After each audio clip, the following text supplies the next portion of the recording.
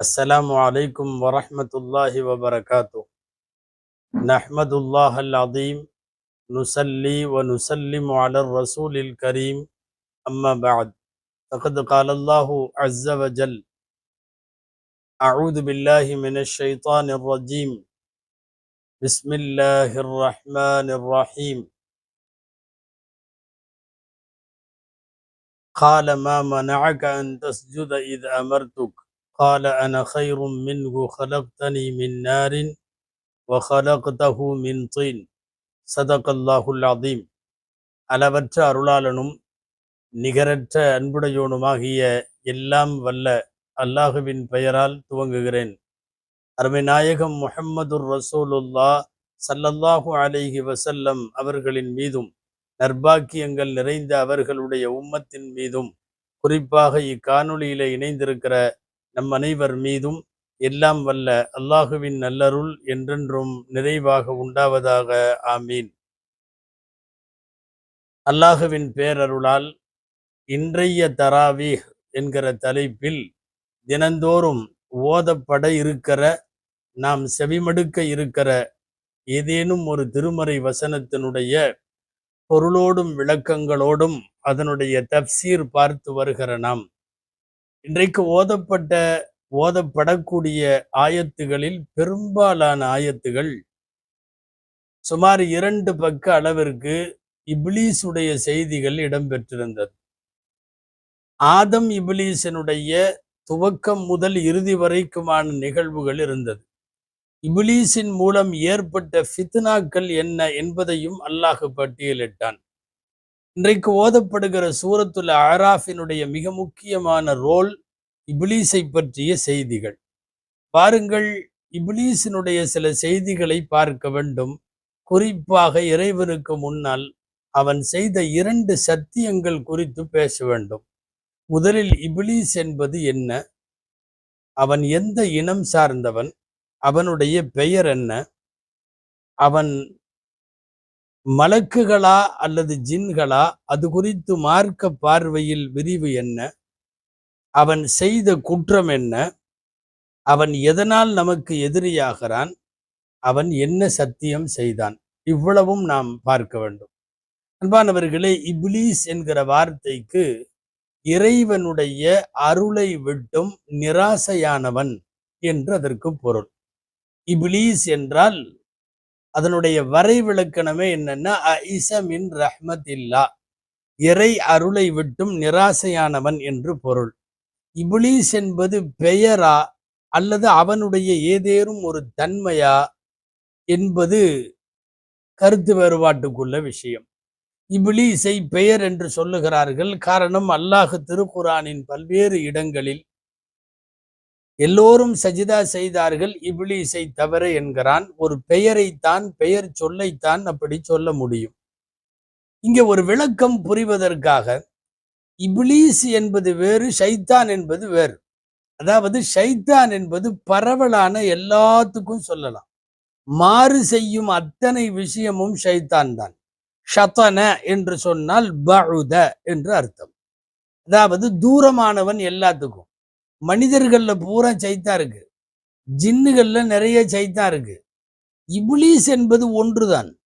ஷைத்தான் என்பது நிறைய, எல்லாத்துக்கும் சொல்லலாம். அல்லாஹ்வே சொல்றான், மின் மின் ஷயாத்தீனில் இன்சி வல் ஜின். மனித ஷைத்தான்கள், ஜின் ஷைத்தான்கள், இப்படி நிறைய இருக்கு. மனிதர்கள்ல உள்ள மாற்றமாக செய்யப்படக்கூடிய யாருக்கும் ஷைத்தான்னு சொல்லலாம். சரி, வாருங்கள், இந்த இப்லீஸ் என்று சொல்லுகிறோம் அல்லவா, ஒரே ஒரு ஆள். அந்த இப்லீஸ் எப்படிப்பட்டவன்? அவன் எதுல உள்ளவன்? முதல்ல இதுக்கு முன்னாடி ஒரு விஷயம் புரியணும். மார்க்க அறிஞர்கள் கருத்து வேறுபாடு இல்லாமல் ஒரு விஷயத்தை ஒத்துக்கொள்கிறார்கள். எல்லாரும் ஏகோபித்த அபிப்பிராயம் என்னன்னா, அல் உகலாஉ ஸலாஸா, அறிவுள்ளவர்கள் 3 பிரிவு தான். ஒன்று மலக்குகள், இன்னொன்று ஜின்கள், 3வது மனிதர்கள். இப்ப இவன் ஜின்னுகள்ல சேருவானா மலக்குகள்ல சேருவானா? நிறைய பேர் இப்லீஸை மலக்குகளில் உள்ளவன் என்கிறார்கள். நாம் கூட அப்படி நிறைய பேசுகிறோம் அல்லவா. ஒரு நேரத்தில் அவன் மலக்குகள்ல பெரிய வணக்கசாலியா இருந்தான், அப்படி இருந்தான், இப்படி இருந்தான், கடைசியில இப்படி ஆயிட்டான்னு சொல்றோம். அவன் மலக்குகளை சார்ந்தவன் என்கிறோம். அவன் ஜின்னினத்தை சார்ந்தவன் என்றும் வருகிறது. இப்லீஸ் சஜிதா செய்யவில்லை என்று சொல்ல வரக்கூடிய இடங்கள்ல குர்ஆன்ல அவன் ஜின்னினத்தை சார்ந்தவன், கான மினல் ஜின்னி ஃபஃபஸக அன் அம்ரி ரப்பிஹி, அவன் ஜின்னினத்தை சேர்ந்தவன் ரப்புக்கு மாறு செய்தான் வருது. அப்ப இது குழப்பமா இருக்கே, அவன் மலக்குகள்ல சேர்ந்தவனா இல்ல அவன் ஜின் இனத்தை சேர்ந்தவனா அப்படின்னு குழப்பமா இருக்கு. ஏன்னா வேற வேற இதா மாறுது. மலக்குகள் என்றால் அவர்கள் ஒளியால் படைக்கப்பட்டவர்கள். சஹீஹ் முஸ்லிம் ஆயிஷா ரலியல்லாஹு தஆலா அன்ஹாவுடைய அறிவிப்பு, இன்னல் மலாயிகத குலிக்ன மின் நூர், மலக்குகள் ஒளியால் படைக்கப்பட்டவர்கள், ஜின்கள் நெருப்பால் படைக்கப்பட்டவர்கள், மனிதர்கள் ஆதம் மண்ணால் படைக்கப்பட்டவர். முதல்ல ஒளியால் படைக்கப்பட்ட மலக்குகள், இதுல யாருக்கு எந்த பிரச்சனையும் இல்லை. இப்லீஸும் தன்னை சொல்லுகிறான் அல்லாஹுவை பார்த்து, இன்றைக்குத்தான் அது ஓதிய வசனம் இன்னைக்கு வந்தது, நான் ஆதமை விட சிறந்தவன். ஏன் சஜிதா செய்யலைங்கிற கேள்விக்கு அவனோட பதில், நான் ஆதமை விட சிறந்தவன், என்னை நீ நெருப்பிலே படைத்தாய், அவரை மண்ணிலே படைத்தாய். கலக்தனி மின்னார் வ கலக்தஹு மின் தீன், என்னை நெருப்பில் படைத்தாய், அவரை களிமண்ணிலே படைத்தாய். அப்ப நெருப்புல படைச்சேன்னு அவன் ஒத்துக்கிறத பார்த்தா அவன் கண்டிப்பா ஜின்னினம் போல் தெரிகிறது. அவன் மலக்கு என்று சொன்னால் அவன் ஒளியால் படைக்கப்பட்டிருக்க வேண்டும். அவன் வார்த்தையே வருது, நான் நெருப்புல படைக்கப்பட்டவன். அதுலயும் மின்னாரி சமூம் என்று அல்லாஹ் சொல்லுகிறான் குர்ஆன்ல. நல்ல முடிவான நெருப்பு, முடிவுற கொழுந்து விட்டெரிகிற நெருப்பு.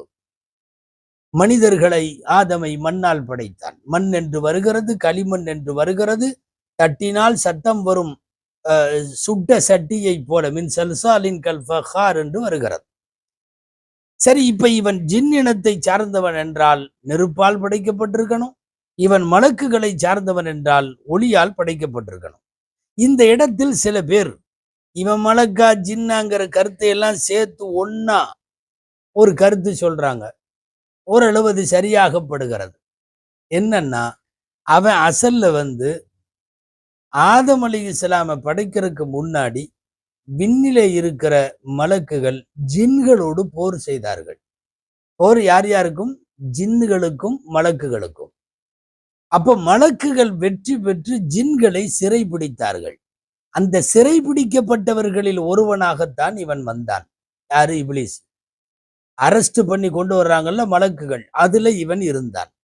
அப்புறம் சிறை கைதியாக வந்தவன் கொஞ்சம் கொஞ்சமா மலக்குகளை நெருங்க ஆரம்பித்தான். மலக்குகளிடம் எல்லாம் தெரிய ஆரம்பித்தான். இறைவனுக்கும் நெருங்கினான். எந்த அளவுக்கு ஆயிருச்சுன்னா, கடைசியில் அவன் ஜின்னிலிருந்து ஜெயில், அதாவது சிறை பிடிக்கப்பட்டு வந்தவன்கிறத தாண்டி ஹத்தா கஅன்னஹு வாஹிதும் மின்ஹும், மலக்குகள்ல ஒருத்தனாவே போயிட்டான். எனவே ஒருத்தனாவே ஆகிற அளவுக்கு ஆயிட்டான். எனவே அவனை சில பேர் மலக்குங்கிறாங்க, சில பேர் அவனை ஜின்னுங்கிறாங்க என்கிற கருத்து பல பேரிடத்தில் ஏற்புடையது.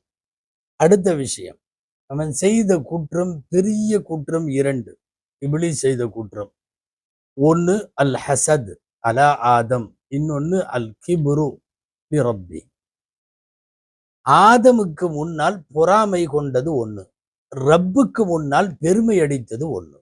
அதனால் தான் மார்க்கறிஞர்கள் சொல்லுவார்கள், இந்த உலகத்தில் முதன் முதலாக ஏற்பட்ட பாவம், பெரும் பாவம் ரெண்டு தான். ஒன்னு பொறாமை, இன்னொன்னு பெருமை. இந்த ரெண்டும் ஆகவே ஆகாது.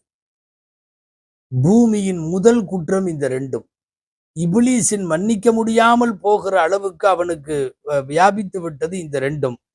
ஹசத் ஒன்று, கிபிர் ஒன்று. இதுல கிபிர்ல பெருமைன்னு சொல்றோம்ல, அதுல ரெண்டு வார்த்தை இருக்கு அரபியில. ஒரு வார்த்தை தகப்புர்னு பேர். ஒருத்தன்ட்ட உள்ள திறமைய வச்சு ஒருத்தன் அதை பெருமை அடிக்கிறான்னா அதுக்கு பேர் தகப்புர். இன்னொன்னு இஸ்திக்பார், அவன்கிட்ட தகுதியே இல்லை, இல்லாததை வச்சுட்டு பெருமை அடிக்கிறது. அதாவது இருக்கிறத வச்சுட்டு பெருமை அடிக்கிறது. ஒருத்தன் கல்வியாளன் தன் கல்வியால் பெருமை கொள்றான். ஒரு பதவியில, உயர பதவியில உட்கார்ந்து இருக்கிறவன் தன் பதவியால பெருமை கொள்றான். இதுக்கெல்லாம் தகப்புர்னு பேரு. உள்ளதை வைத்து பெருமை அடிக்கிறார்கள், அதுவும் கூடாது என்பது வேறு. இல்லாததை வச்சு பெருமை அடிக்கிறது, அதுக்கு பேர் இஸ்திக்பார். குர்ஆன்ல நிறைய இடத்துல இப்லீஸை பத்தி அல்லாஹ் சொல்றப்போ தகப்புர்னு சொல்லல, அவன் இஸ்திக்பார்னு சொல்றான். அவன் இல்லாததை வைத்து பெருமை அடித்தான். அபா வஸ்தக்பர் வ கான மினல் காஃபிரின்.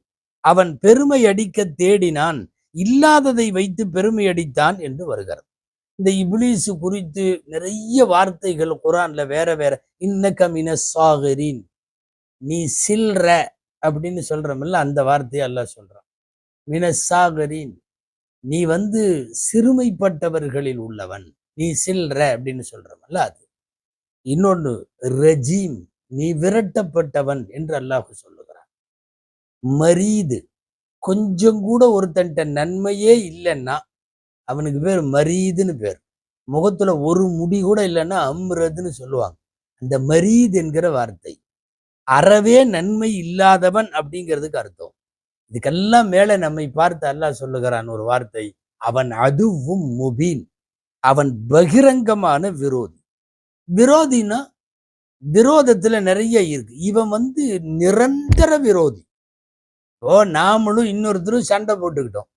என்ன விஷயத்துல? ஒரு இட விஷயத்துல. அந்த இடம் எனக்கு சொந்தங்கிற நானு, அவர் எனக்கு சொந்தங்கிறாரு. எங்க 2 பேத்துக்கு இடையில இந்த பகை எது வரைக்கும் இருக்கும் தெரியுமா? அந்த இடம் பஞ்சாயத்து ஆகிற வரையும், அல்லது விற்கிற வரையும், அல்லது ஏதாவது ஒரு முடிவு வர்ற வரையும், கோர்ட்டு தீர்ப்பு வர்ற வரையும். அதுக்கப்புறம் விரோதம் முடிஞ்சு போயிடும். யாராவது ஒருத்தர் அவங்க வீட்டுக்கு போறதில்லை, வர்றதில்லை, என்னன்னா ஏதோ ஒரு விரோதம் கொஞ்ச காலத்துக்கு முடிஞ்சு போயிடும். நிரந்தரமாக இந்த உலகம் உள்ள வரைக்கும் விரோதம் என்பது இப்லீஸுடைய விரோதம். காரணம் என்ன? இந்த விரோதம் மறுமை வரை நீடிக்கும். அதைத்தான் அல்லாஹ் அதுவும் முபீன்கிறான். மறுமையில எந்திரிச்சு ஒரு ஹத்தீபு மாதிரி, பேச்சாளர் மாதிரி நின்றுட்டு தன்னால் வழிகெடுக்கப்பட்ட மக்களுக்கு முன்னாலே அவன் உரையாற்றுவான். அந்த உரை குர்ஆன்ல இருக்கு.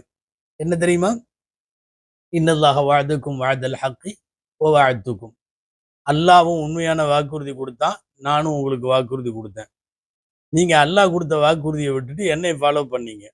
அது நீங்க செஞ்ச தப்பு, நான் செஞ்ச தப்பு இல்லை. நான் உங்களை கூப்பிட்டா நீ ஏன் வந்த முதல்ல? அதனால என்னை திட்டுறதுக்கு முன்னாடி நீ உன்னை திட்டிக்கோ. நான் இப்போ உங்களுக்கு உதவ முடியாது. மறுமையில் இந்த பேச்சை அவன் பேசுகிற வரைக்கும் மனித சமுதாயத்திற்கு அவன் மிகப்பெரிய விரோதி. பாருங்கள் அன்பானவர்களை, இப்லீஸ் குறித்த முக்கியமான 2 செய்தி. இப்லீஸ் 2 சத்தியம் பண்றான். 2 சத்தியமும் வானத்திலே நடக்கிறது. முதல் சத்தியம் அவன் அல்லாஹ்விடத்திலே செய்கிற சத்தியம். அந்த ஆதமுக்கு ஏன் சஜிதா செய்யலைங்கிற உரையாடல் நடக்குதல்ல, நான் சஜிதா செய்யல, நீ என்ன நேரில் படைச்ச, நீ வெளியே போடா, எனக்கு கொஞ்சம் தவணை கொடுன்னு அவன் கேட்கிறான். அல்லாஹ் சொல்றான், உனக்கு தவணை உண்டு. வெளியே வர்றப்போ அவன் சத்தியம் பாருங்க, ஃபபி இஸ்ஸத்திக், இதான் முதல் சத்தியம். உன் கண்ணியத்தின் மீது ஆணையாக, யா அல்லாஹ் ல உஹ்தி என்னகும் அஜ்மஈன், நான் அத்தனை பேரையும் வழிகெடுப்பேன். இல்லா இபாதக மின்ஹுமுல் முஹ்லஸீன், உன்னுடைய களப்பற்ற கொஞ்சம் அடியார்களை தவிர மெஜாரிட்டியை பூரா வழிகெடுத்துருவேன். இந்த ல உஹ்வி என்னகும், நான் வழிகெடுப்பேன். அந்த உஹ்வி என்னகுங்கிற வார்த்தைக்கு என்ன தப்சீர்னு பார்த்தா, தப்சீர்கள்ல இந்த வார்த்தை எழுதுறாங்க, ல உஸய்யினன்ன லஹும் ஷஹவாத்திஹிம், மனோ இச்சையை பூரா, பாவத்தை பூரா நான் அழகாக்கி காட்டுவேன். இது ஒண்ணு. ல உஹ்வி என்னகும்க்கு இன்னொன்னு அர்த்தம், அவங்களுக்கு வசுவசாவை போடுவேன், சந்தேகத்தை போடுவேன். மார்க்கம் குறித்து, அல்லாஹ் குறித்து, மறுமை குறித்து, மன்னரை குறித்து நான் உள்ளத்துல சந்தேகத்தை போடுவேன். அப்ப இந்த 2ம் முதல் சத்தியத்தில் அல்லாஹ்விடத்தில் செய்து கொண்ட சத்தியம். ரொம்ப எச்சரிக்கையா இருக்கணும். 2வது சத்தியம் என்ன தெரியுமா? அல்லாஹ்வுக்கு அல்ல, அவன் ஆதமுக்கு செஞ்ச சத்தியம். தடுக்கப்பட்ட மரத்துல போய் நீ கனியை சாப்பிடுன்னு அவரை தூண்டுறான், அவர் மாட்டேங்கிறார். என்ன பண்ணான் தெரியுமா? அல்லாவின் மீது ஆணையாகன்னு சொல்லி ஒரு பொய் சொன்னான், சத்தியம் பண்ணான். என்ன சத்தியம் பண்ணா? நீ மட்டும் அதை சாப்பிட்டேன்னா ரொம்ப இன்னி லகுமா லமினன் நாசிஹீன், இப்படியே வருது. அதுக்கு முன்னாடி வார்த்தை சத்தியம், காசமகுமா, ஆதமுக்கும் அவ்வாவுக்கும் சத்தியம் செய்தான். என்னன்னு? இன்னி லகுமா லமினன் நாசிஹீன், நான் உங்களுக்கு நன்மையைத்தான் நாடுறேன், நீங்க சொர்க்கத்துக்குள்ள அந்த மரத்தோட கனியை சாப்பிடணும். ஒருவேளை நீங்க சாப்பிட்டு விட்டா அல்லாஹ் தஜூஆ ஃபீஹா வலா தஅரா, இதுக்கப்புறம் உங்களுக்கு பசியை எடுக்காது, தாகம் எடுக்காது, உங்களுடைய அவுரத்து மறைவிடம் மறைக்கப்படும், லா ததுமா, தாகமே வராது. இதெல்லாம் சொல்றான். தெரிஞ்சுக்கணும், ஹதரத் ஆதம் அலைஹிஸ்ஸலாம் இதுவரைக்கும் அல்லாஹ்வோட பேரை சொல்லி ஒருத்தர் பொய் சொல்லுவாங்கன்றது அவங்களுக்கு தெரியல, அவங்க அனுபவப்படல. அதுக்கப்புறம் தான் தெரியுது, 1000 பேர் அல்லா மேல சத்தியமா அல்லா மேல சத்தியமான்னு சொல்றான் சர்வசாதாரணமானு. முதல்ல இப்லீஸ் செய்கிற போது அதுக்கு முன்னாடி அவருக்கு அப்படிப்பட்ட ஒரு சூழலே தெரியாது. அல்லாஹ்வுடைய பெயரை சொல்லி கூட சத்தியம் பண்ணுவாங்களா? நம்பி விட்டார்கள். இப்ப இது 2வது சத்தியம், இவன் ஆதமுக்கு செஞ்ச சத்தியம். அன்பானவர்களே, முடிவுக்கு வருவோம். மனிதனுடைய இரத்த நாளமெல்லாம் அவன் ஓடுகிறான், அவன் இருக்கிறான் என்கிறார்கள் நபி ஸல்லல்லாஹு அலைஹி வஸல்லம். நம்மளை ஈஸியா ஏமாத்திருவான். என்ன காரணம் தெரியுமா? நாம அவனை பார்க்க முடியறது இல்ல, அவன் நம்மளை பார்க்கறான். இன்னஹு யராக்கும் ஹுவ வ கபீலுஹு மின் ஹைது லா தரவுனஹு. அவனும் அவன் கோத்திரமெல்லாம் உங்களை பார்க்கிறது, கெடுக்கிற எல்லாம் பார்க்கிறார்கள், நாம அவங்கள பார்க்கறது இல்லை. கடைசியாய் ஒரே ஒரு செய்தி. இப்லீஸை பற்றி இன்றைக்கு ஓதப்பட்ட சுமார் 2 பக்க அளவில் நீண்ட நெடிய வசனங்கள் இன்றைக்கு ஓதப்படுகிறது. அதுல கடைசியா ஒரு முக்கியமான விஷயம் என்ன தெரியுமா? அல்லாஹ் நம்மை கூப்பிட்டு சொல்லுகிறான், ஆதமுடைய மக்களே, லா எஃப்தினன்னக்கும், அவன் உங்களை கெடுத்துற வேண்டாம், உங்களை ஃபித்னாவில் ஆழ்த்தி விட வேண்டாம். என்ன கமா அஹ்ரஜ அபவைக்கும் மினல் ஜன்னதி, சொர்க்கத்திலிருந்து அம்மா அத்தாவை வெளியே கொண்டு வந்தது அவன்தான், பெற்றோரை. என்சிழு அன்ஹுமா லிபாசகுமா, ஆடைகளை உறிஞ்சது அவன்தான். யுரியகுமா மின் சௌஆத்திகிமா, மறைவிடம் தெரிவதற்காக சொல்லிட்டு அல்லாஹ் என்ன சொல்ல வர்றான் தெரியுமா? இந்த மண்ணில் இப்லீஸ் செஞ்ச முதல் வேலையே என்ன தெரியுமா? ட்ரெஸ்ஸை கழட்டுறது தான், ட்ரெஸ்ஸை குறைக்கிறது தான், ட்ரெஸ்ஸை ஆபாசப்படுத்துறது தான். நன்கு தெரிந்து கொள்ள வேண்டும். ஆடை குறைப்பு எங்கெல்லாம் நடக்கிறதோ அங்கே இப்லீஸ் சத்தியத்திலே ஜெயிக்கிறான் என்று பொருள். ஆடை எங்கெல்லாம் ஒழுங்காக மூடப்படுகிறதோ, பேணப்படுகிறதோ அங்கெல்லாம் சைத்தான், இப்லீஸ் தோற்று போகிறான் என்று பொருள். இப்லீஸினுடைய சத்தியம் ஜெயித்துவிடக் கூடாது. அல்லாஹ் சொன்னது போல நிரந்தர விரோதியாக இருக்கிற அவனிடத்தில் விரோதம் பாராட்டியே வாழுவோம். அல்லாஹு தஆலா ஷைத்தான்கள் இப்லீஸ்களுடைய எல்லாவித தீங்கில இருந்தும் அல்லாஹ் நம்மை பாதுகாப்பானாக. ஆமீன். வஆகிரு தஅவானா அனில் ஹம்துலில்லாஹி ரப்பில் ஆலமீன். அஸ்ஸலாமு அலைக்கும் வரஹ்மத்துல்லாஹி வபரகாத்துஹு.